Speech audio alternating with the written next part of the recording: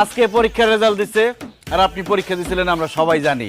তাই আপনার পাশের মিষ্টি খাওয়ার জন্য আমরা সবাই চলে আসছি। আমাদেরকে টাকা পয়সা মিষ্টি যা পারেন খুশি হয়ে দেন।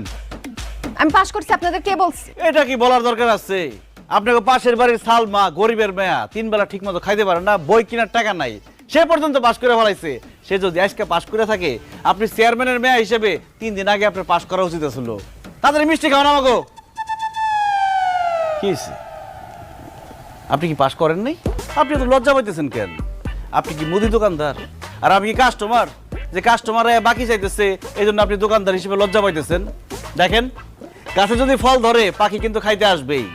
আপনাদের যদি এত সমস্যা থাকতো, গেটের বাইরে সকালবেলা লিখে দিতেন যে মিষ্টি খাইতে আসিয়া লজ্জা দিবেন না, তাহলে আমরা আসতাম না।